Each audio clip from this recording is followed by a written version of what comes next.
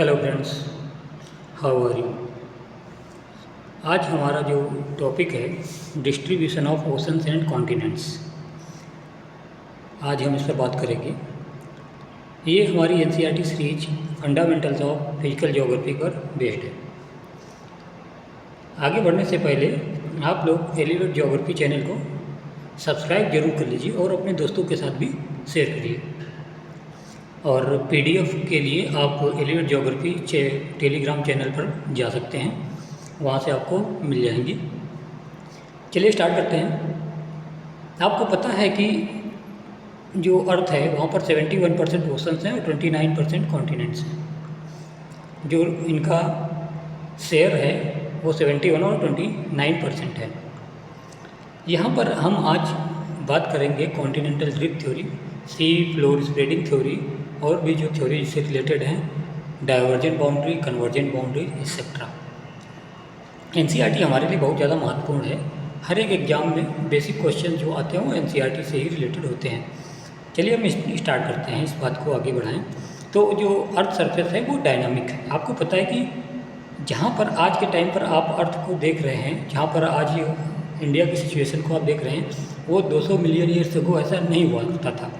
तो क्या है, अर्थ एक डायनामिक है और जो कॉन्टिनेंट्स और ओशन बॉडीज हैं वो लगातार उनकी जो पोजीशन है जियोलॉजिकल टाइम स्केल के अकॉर्डिंग क्या होती है, चेंज होती रहती है। अब टाइमलाइन अगर देखें, कॉन्टिनेंटल ड्रिफ्ट थ्योरी किसने दिया था? अल्फ्रेड वेगनर ने दिया था। लेकिन अल्फ्रेड वेगनर से पहले भी दो लोग थे यहाँ पर, उन्होंने थोड़ा सा एक आइडिया दिया था उसके बारे में, तो उनके नाम जानना जरूरी है, उनसे क्वेश्चन पूछे जाते हैं। First is Abraham Ortelius in the year 1596। Second जो कि थे कार्टोग्राफी से रिलेटेड थे, एंटोनियो पेलेग्रिनी। अब अब्राहम ऑर्टेलियस ने क्या बोला था?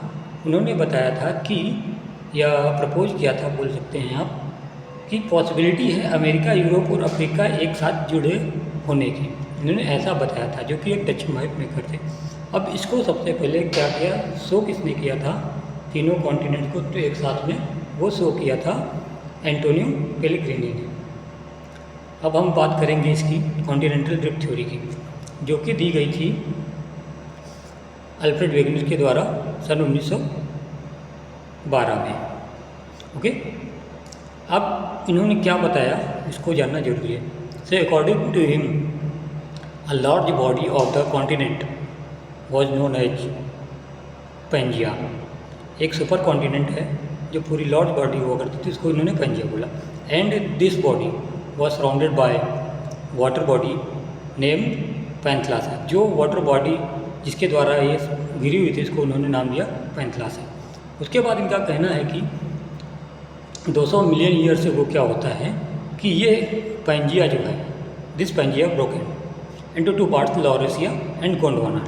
The northern part called Laurasia and the southern part called Gondwana. So ये बोलते हैं कि 200 मिलियन ईयर से वो ऐसा होता है कि ये पैंजिया दो पार्ट में डिवाइड हो जाता है। ये उत्तरी पार्ट क्या होता है, लॉरेशिया, और दक्षिणी हो जाता है गोंडवाना लैंड। आज के समय में फिर अब जो कॉन्फ़िगरेशन देख रहे हैं, जैसे कि आप देख रहे हैं कि इंडिया की सिचुएशन यहाँ में north America, south America, Africa, European countries, Eurasia, Australia. फिर क्या है, आज के टाइम पे जो कॉन्फ़िगरेशन है ये कॉन्टिनेंटल ड्रिफ्ट थ्योरी की वजह से हुआ, ऐसा इनका बोलना है। इन्होंने अपनी थ्योरी के लिए कुछ क्या दिए, एविडेंसेस भी दिए थे। तो इनके एविडेंस टाइप को हम देख लेते हैं। पहला इन्होंने दिया जिग्सॉ फिट। एविडेंसेस के साथ साथ में इनके क्या हैं, जियोग्राफिक प्रूफ भी यहाँ पर हैं। इसको बड़े ध्यान से देखिएगा, क्योंकि यहाँ से क्वेश्चन बनता है। स्टेटमेंट बेस्ड टाइप क्वेश्चन होंगे या फिर असर्शन और रीजन वाले भी हो सकते हैं, और उसके बाद मैचिंग क्वेश्चन। बाकी सिंपल क्वेश्चन तो बनते ही हैं। जिग्सॉ फिट, जब आप मैप देखेंगे तो वहाँ पर देखेंगे कि साउथ अमेरिका और अफ्रीका जो है वो लगभग ऐसे बने हुए हैं कि एक दूसरे में बिल्कुल फिट हो जाए। उसी को क्या बोल रहे हैं, जिग्सॉ फिट। तो जो सोल लाइन मैच परफेक्टली यहाँ पर बता रहे हैं किसकी, साउथ अमेरिका और अफ्रीका की। अब रॉक ऑफ सेम एज की रॉक कहाँ है? यहाँ पर एक क्वेश्चन और बनता है कि रॉक का जो डेटिंग होता है वो कैसे करते हैं, रेडियोमेट्रिक डेटिंग के द्वारा किया जाता है, आइडेंटिफाई करते हैं कि कितनी पुरानी है। ठीक है, identical rock belt and Jurassic marine deposit की बात करते हैं। तो लगभग 2000 मिलियन ईयर्स ओल्ड रॉक जो है ब्राज़ील में कोस्ट पर है, ब्राज़ील कोस्ट पर, और जो वेस्ट अफ्रीका का कोस्ट है वो दोनों में सिमिलरिटी देखने को पाई जाती है। फिर टिलाइट की बात करते हैं। टिलाइट क्या होते हैं, ये ग्लेशियल सेडिमेंट्री रॉक है जो प्रूव करते हैं पैलियो क्लाइमेट और ड्रिफ्टिंग के। यहाँ पर क्या है कि ये टिलाइट, इसका प्रूफ क्या बताते हैं कि ये टिलाइट होते हैं India, Africa, Falkland, Madagascar, Antarctica और ऑस्ट्रेलिया के मैच कर रहे हैं। यहाँ पर इनमें क्या हो रही है, मैचिंग हो रही है। एक चीज़ और आप याद करना, एक क्वेश्चन आता है कि जो अल्फ्रेड वेगनर की थ्योरी है ये क्या प्रूव करती है, ये क्लाइमेट चेंज को भी बताती है। इसको आप नोट डाउन कर लेंगे, क्या क्लाइमेट चेंज के बारे में भी ये बताती है। Okay, so note down. प्लेसर deposits जो हैं, प्लेसर डिपॉजिट्स के बारे में बताया, यानी कि गोल्ड डिपॉजिट जो होते हैं उनके सोर्सेज भी मिले, जहाँ पर सोर्स जो है उनका अब्सेंट है फिर भी वो वहाँ पर पाए जा रहे हैं। जैसे rich gold in Ghana coast, source gold bearing veins are in Brazil plateau, और उनका सोर्स कहाँ है कि ब्राज़ील प्लेट्यू में, जो कि क्या है साउथ अमेरिका में, और ये कहाँ पर मिल रहा है, गाना कोस्ट पे, जो कि वेस्ट अफ्रीका में है। तो ये ऐसी भी सिमिलरिटी देखने को मिल रही है। फिर ये कह रहे हैं कि फॉसिल डिस्ट्रीब्यूशन भी मिला देखने को। अब आइडेंटिकल स्पीसीज जो हैं वो मराइन बैरियर्स, मतलब ऐसी स्पीसीज जो सलाइन वाटर में जा ही नहीं सकती है, यानी कि बीच में ओशन आ जा रहा है फिर भी वो कॉन्टिनेंट्स में दोनों साइड में ओशन के पाई जा रही हैं। तो क्या है, फॉसिल डिस्ट्रीब्यूशन भी देखने को मिलता है। यह भी प्रूव करता है कि जो आज के टाइम पे जो कॉन्टिनेंट्स हैं वो बहुत समय पहले या 2000 मिलियन ईयर्स अगो क्या होंगे, सिमिलर रहे होंगे। इनमें क्या है, लेमोरिया है जो कि इंडिया, मेडागास्कर और अफ्रीका में पाए जाते हैं। मेसोरस रेप्टाइल जो है साउथ अफ्रीका और ब्राज़ील में देखने को मिल रहे हैं। तो आप लोग चैनल को लाइक और ज़रूर कर लीजिए। अब हम बात करेंगे इनके फोर्स की। वेगनर ने फोर्स कुछ प्रपोज किए थे जो कि रिजेक्ट कर दिए गए थे। इन्होंने बोला था कि पोल फ्लिंग फोर्स जो है और टाइडल फोर्स इसके लिए रिस्पॉन्सिबल है, इसके लिए प्लेट कॉन्टिनेंटल ड्रिफ्ट के लिए, ये दोनों ही याद रखना है आपको।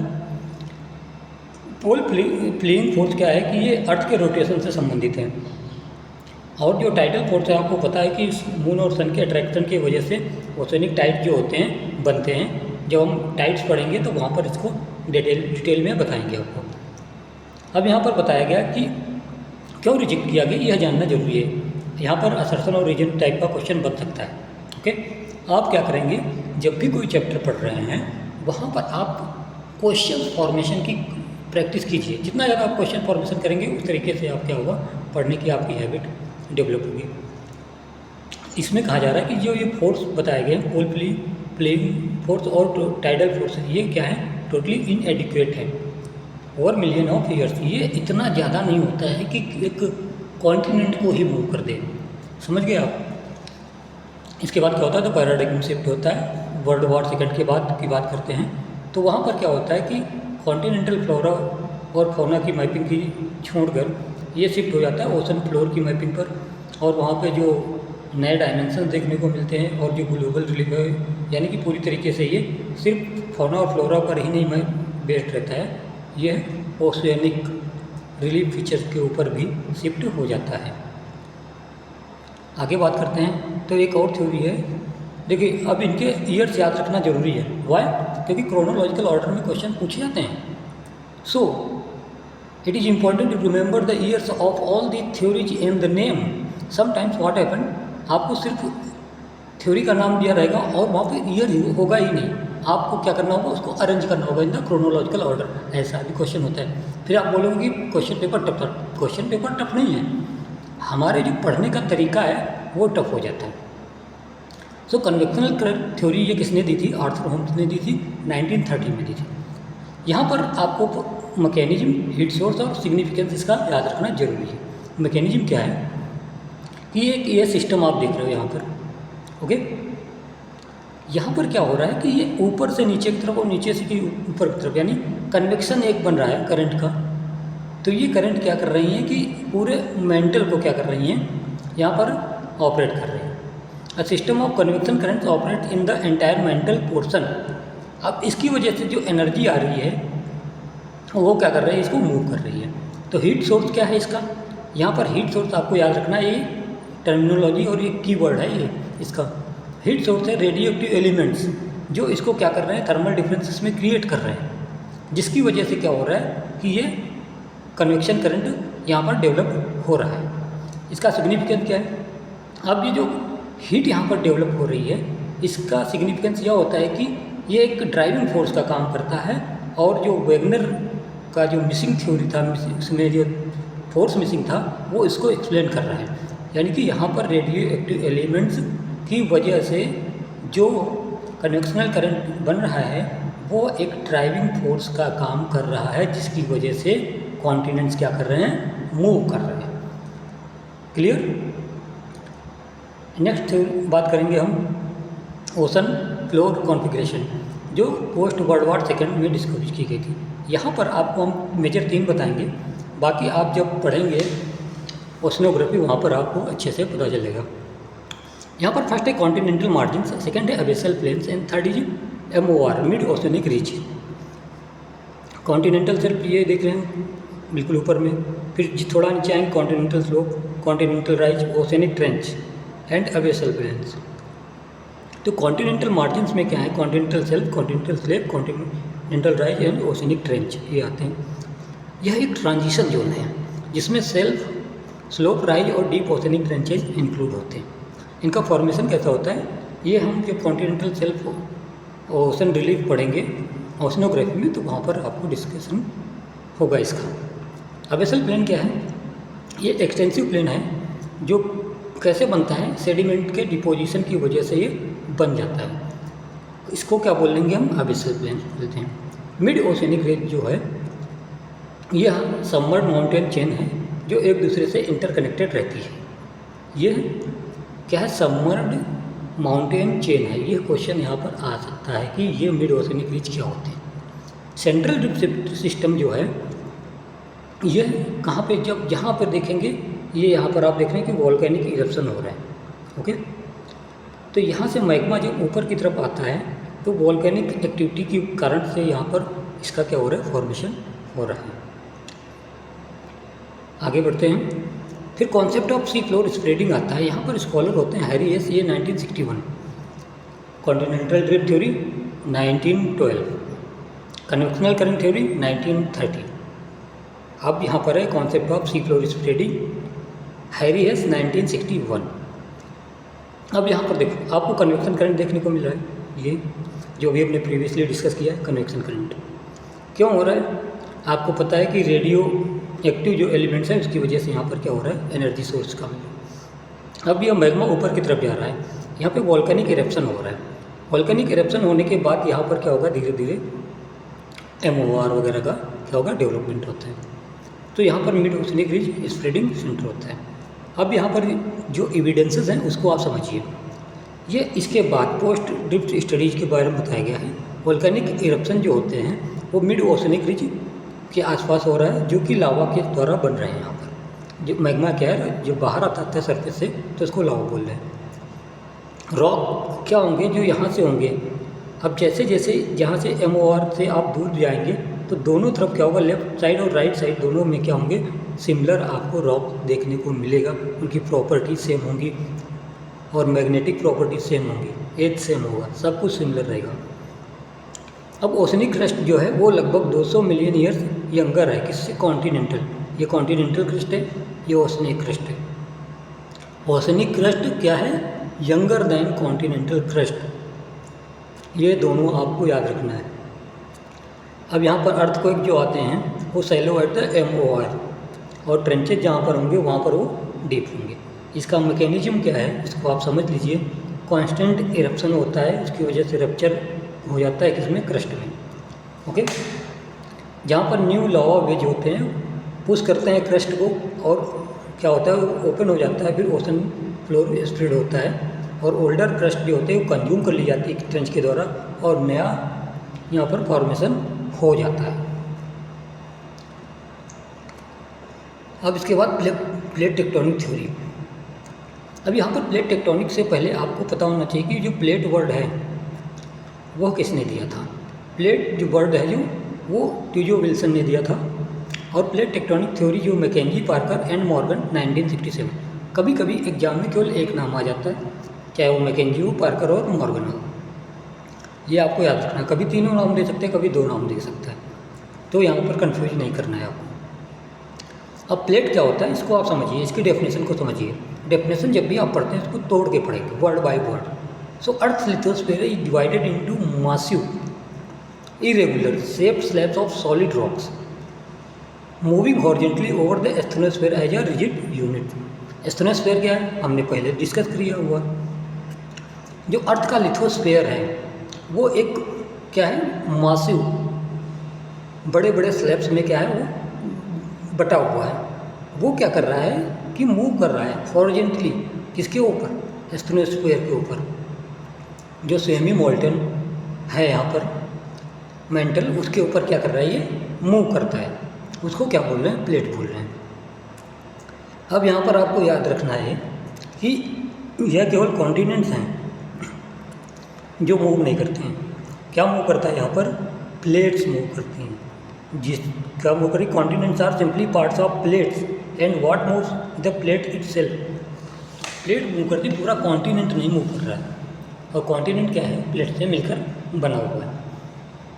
लिथोस्फीयर क्या है, थ्रस्ट और टॉप मेंटल है, जो कि 5 से 100 किलोमीटर ओशनिक होता है और 200 किलोमीटर तक कॉन्टिनेंटल होता है। एस्थेनोस्फीयर क्या है, मोबाइल और विस्कस, जो कि हमने भी बताया हुआ है। अब आपको याद रखना है मेजर और माइनर प्लेट। मेजर क्या है, नॉर्थ अमेरिकन प्लेट है, south American, African, Eurasian, Indo Australian plates, ये क्या है, सारी की सारी मेजर प्लेट्स हैं। आपको याद रखना है माइनर प्लेट की मैचिंग क्वेश्चन बहुत ज़्यादा आते हैं। So where is the Cocos plate, Nazca plate, Arabian, Philippine, Caroline. So Cocos plate is situated between the Central America and Pacific plate. Cocos plate क्या है, सेंट्रल अमेरिका और Pacific plate के बीच में स्थित है। अब नाजका प्लेट जो है ये साउथ अमेरिका और पैसिफिक प्लेट के बीच में स्थित है। अरेबियन प्लेट है ये मोस्टली अरेबियन लैंड मास में है, जो वो पूरा अरेबियन प्लेट ही है। फिलीपीन प्लेट जो है यह एशियाटिक और पैसिफिक प्लेट के बीच में स्थित है। कैरोलिन जो है ये फिलीपीन और इंडियन प्लेट के बीच में स्थित है। तो आपको इनको अच्छे से याद कर लेना है, यहाँ से क्वेश्चन आता है। आप बोलते हो कि एनसीईआरटी, कोई भी आप एग्जाम दे रहे हैं तो एनसीईआरटी पढ़कर जरूर जाइए, आपको 20 से 30% बेनिफिट मिलेगा। और एक एक क्वेश्चन आपको एज देता है, ऐसा नहीं है कि एनसीईआरटी आपके लिए इम्पोर्टेंट नहीं है, एक एक क्वेश्चन इंपॉर्टेंट होता है सिलेक्शन के लिए, आप ये बात याद रखिए। अब आपने पढ़ा होगा कि प्लेट बाउंड्री जो होती है, ठीक है, 3 प्लेट बाउंड्री आपको देखने को मिलेगी, divergent plate boundary, convergent plate boundary and transform boundary. Divergent plate boundary is also known as constructive plate boundary and convergent destructive. Transform में नहीं होता ऐसा कुछ। सो डाइवर्जेंट प्लेट बाउंड्री क्या होती है, ड्यू टू द टेंशन ये क्या कर रही है, moving apart from each other. जबकि कन्वर्जेंट में क्या होता है, 2 प्लेट्स होती हैं, दोनों एक दूसरे की तरफ मूव करती हैं और आके कोलाइड करती हैं। ट्रांसफॉर्म में क्या है कि हॉरिजॉन्टली एक दूसरे के ये क्या कर रही हैं, मूव कर रही हैं। ओके, डाइवर्जेंट प्लेट जो बाउंड्री है ये क्या करती है, नए क्रस्ट जनरेट करती है। जैसे कि इसका एग्जांपल है मिड अटलांटिक रिज, यहाँ पर आपसे इसमें भी क्वेश्चन होता है। अब कन्वर्जेंट प्लेट बाउंड्री क्या होती है, जैसे फॉर एग्जांपल आप ले लीजिए यूरेशियन एंड इंडियन जो आप ले रहे हैं, जिससे हिमालय का फॉर्मेशन हो रहा है। तो यूरेशियन के अंदर में क्या हो रहा है, सबडक्ट हो रही है, यानी कि अंदर जा रही है। आप यहाँ पर देखिए कॉन्टिनेंटल जब हैं तो एक प्लेट दूसरी प्लेट के अंदर जा रही है, तो इसको क्या बोल रहे हैं, सबडक्ट हो रहा है। ये प्लेट इसके अंदर जाएगी, यहाँ पर जाकर वो क्या होगा, मेल्ट हो जाएगी। अब जब ये इसके ऊपर जा रही है तो यहाँ से क्या होगा, कुछ ऊपर तरफ उठेगा, राइज हो जाएगा, जिसकी वजह से क्या होगा कि हिमालय का फॉर्मेशन होता है। जो लैंड फॉर्म होते हैं, जो माउंटेन फॉर्मेशन हो रहा है यहाँ पर, इसकी वजह से हो रहा है। तो यहाँ पर सबडक्शन जो है, one plate dives under another crust is destroyed, इसीलिए इसको क्या बोलते हैं, डिस्ट्रक्टिव प्लेट बाउंड्री बोलते हैं। इसके 3 टाइप होंगे, ओसेनिक कॉन्टिनेंटल, ओसेनिक और कॉन्टिनेंटल। ओके, अब ट्रांसफॉर्म बाउंड्री की बात करते हैं तो ये एक दूसरे के क्या हो, हॉरिजॉन्टली क्या कर रहे हैं, मूव कर रहे हैं। ना तो यहाँ पर डिस्ट्रॉय होता है कुछ और ना ही कुछ यहाँ पर बन रहा है। तो क्रस्ट नाइदर प्रोड्यूस्ड और नॉर डिस्ट्रॉयड। अब यहाँ पर इसका एग्जांपल आपको ट्रांसफॉर्म का याद होगा, सैंड एंड्रियास फॉल्ट जो है वो इसी का एग्जांपल होता है, आप इसको ध्यान रखेंगे। जो प्लेट मूवमेंट का रेट है वो सब प्लेट्स का इक्वल नहीं है, कोई फास्ट मूव कर रही है, कोई स्लो मूव कर रही है। So all plates movement rate is not equal, remember it. अब इसको क्या करते हैं, इसको कैसे डिटरमाइन करते हैं, मेजरमेंट कैसे किया जाएगा। जो रेट डिटरमाइन किया जाता है वो strip of normal reverse magnetic field जो होता है पैरेलल टू MOR, उससे डिटरमाइन किया जाता है। अब आर्कटिक रीच जो है वो सबसे ज़्यादा स्लो है, 205 सेंटीमीटर पर ईयर से भी कम, और फास्टेस्ट जो है ईस्ट पैसिफिक राइज है वो 15 सेंटीमीटर पर ईयर से भी ज़्यादा तेज़ी से क्या कर रही है, मूव कर रही है। अब इनके जो ड्राइव फोर्सेज हैं वो कन्वेक्शनल सेल्स हैं, जो अभी हमने पहले ही बताया था कन्वेक्शन करंट थ्योरी में। The slow movement of hot soft and mantle been rigid plates, heated material rise spread cools and sinks. और जो हीट सोर्स है रेडियो एक्टिव डीके है और रेसिडुअल हीट होती है, जो कि अभी हमने बताया था कि 1930s में किसने दी थी थ्योरी, कन्वेक्शनल करंट थ्योरी, आपको बताना है, होम्स ने दी थी। इसके बाद केस स्टडी अगर कर लें हम इंडियन का प्लेट का, तो हिमालय जो है उसका फॉर्मेशन क्या होता है, कॉन्टिनेंट एंड कॉन्टिनेंट की वजह से होता है, जो कि कन्वर्जेंट है, सबडक्शन जोन बनता है और यहाँ पर हिमालय का फॉर्मेशन होता है। अभी हमने आपको बताया किरथार माउंटेन जो है पाकिस्तान में है, वो मकराना कोस्ट के लगभग अलॉन्ग में पड़ता है, और ये क्या होता है, रेड सी क्लिफ है, ये भी एक स्प्रेडिंग साइट होती है। राकिनियोमा माउंटेन है जो कि जावा ट्रेंच के पास है, ये एक्सटेंड होती है ओसेनिक रिच स्प्रेडिंग साइट तक।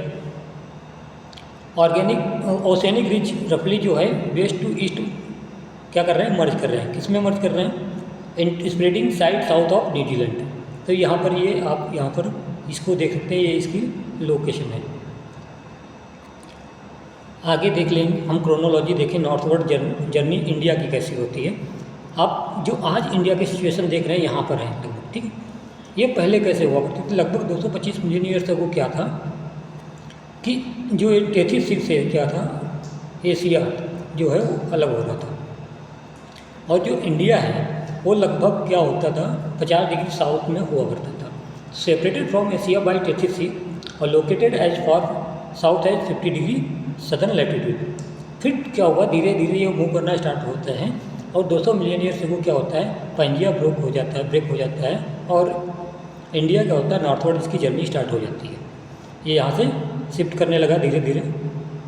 60 मिलियन ईयर से वो क्या होता है, मैसिव अब्रप्ट आउटपोरिंग होता है लावा का, जिसकी वजह से क्या होता है, डेक्कन प्लेट्यू का क्या होता है, फॉर्मेशन हो जाता है डेक्कन ट्रैप का। और फिर 40-50 मिलियन ईयर से वो क्या होता है, कोलिजन होता है एशिया के साथ में, और क्या होता है यहाँ पर रैपिड अपलिफ्टमेंट स्टार्ट हो जाता है इसका, हिमालय का। आपको ये क्रोनोलॉजी याद रखनी है, ये अरेंजिंग में आ सकता है, क्रोनोलॉजिकल ऑर्डर में आ सकता है, या स्टेटमेंट बेस्ड क्वेश्चन में आ सकते हैं। आप हमेशा ध्यान से एक एक वर्ड को पढ़ेंगे, एनसीईआरटी पढ़ना बहुत ज़्यादा इम्पोर्टेंट है आपके लिए। अब इवोल्यूशन ऑफ जियोटेक्टोनिक थ्योरीज, यहाँ पर क्या है, जो भी हमने पढ़ा उसका एक टेबल है, आप यहाँ से क्या है करेंगे, रिवाइज करते हैं हम लोग। कॉन्टिनेंटल ड्रिफ्ट थ्योरी जो है अल्फ्रेड वेगनर ने 1912 में दी थी। इसका जो कोर प्रीमाइस था वो क्या था कि एक सुपर कॉन्टिनेंट पैंजिया है जो कि लैंड मासेस में टूट जाता है, और कौन से लैंड मासेस होते हैं, लॉरेसिया और गोंडवाना लैंड। और यहाँ पर इन्होंने क्या दिया था, फोर्स दिया था, जिसकी वजह से क्या कर रहा है, ये मूव कर रहा है। तो ये फोर्स तो पोल फ्लीइंग फोर्स और टाइडल फोर्स, जो कि रिजेक्ट की गई। इसके बाद सी फ्लोर स्प्रेडिंग आता है। सी फ्लोर स्प्रेडिंग से पहले कौन सी आती, कन्वेक्शन करंट थ्योरी 1930 में हैरी होम्स जो देते हैं वो क्या होती है, उनको होती है। अब ये सी फ्लोर स्प्रेडिंग है, हैरियस ने 1961 में दिया था। और प्लेट वर्ड भी आपको याद रखना किसने दिया था। ओशनिक क्रस्ट जो है ये रिच बनता है यहाँ पर, ओसे जो होते हैं आउटवर्ड, और ये क्या होते हैं डिस्ट्रॉयड एट ट्रेंच में क्या हो जाते हैं, डिस्ट्रॉय हो जाते हैं। यहाँ पर कॉन्स्टेंट वोल्केनिक इरप्शन और क्रस्ट रप्चर होता है जो कि मिड ओशनिक रिज यहाँ पर क्या होते हैं, बनते हैं। अब प्लेट टेक्टोनिक में देखें तो मैकेंजी, पार्कर और मॉर्गन ने क्या किया था, 1967 में दिया था। इसमें क्या होता है कि एंटायर जो पूरी लिथोस्फीयर है वो ब्रेक हो जाती है और वो मूविंग प्लेट्स में, continent move with the plates. और कॉन्टिनेंट क्या होते हैं, प्लेट के साथ मूव करते हैं, कॉन्टिनेंट नहीं मूव करता, प्लेट्स मूव करती हैं, ये ध्यान रखना है। मेजर प्लेट्स और माइनर प्लेट्स, 7 मेजर प्लेट्स हैं, लगभग 21 माइनर प्लेट्स हैं। कुछ माइनर प्लेट्स का लोकेशन आपको याद रखना है जो कि क्या आता है एग्जामिनेशन में मैचिंग में आ जाते हैं। Mantle convection cells fuelled by radioactive decay and residual heats. अब यहाँ पर हमने लास्ट में आपके लिए इन्फोग्राफिक लगा रखा है, आप वीडियो को पॉज करेंगे और यहाँ पर इसको पढ़ लेंगे। जैसे अर्ली थ्योरी जो है कॉन्टिनेंटल ड्रिफ्ट की अल्फ्रेड वेगनर ने 1912 में दिया था, आप बहुत अच्छे से याद कर लेंगे। अब्राहम ऑर्टिलियस जो है 1596 में अपने उस बारे में वो बताते हैं, उसके बारे में बताते हैं कि 3 जो कॉन्टिनेंट्स हैं वो लगभग एक साथ जुड़े हुए थे, sea floor spreading, plate tectonic etcetera. दोस्तों अगर आपको ये वीडियो पसंद आ रहा है तो अपने दोस्तों के साथ भी शेयर कीजिए। एलिवेट ज्योग्राफी चैनल को सब्सक्राइब कीजिए, लाइक कीजिए। Thank you so much.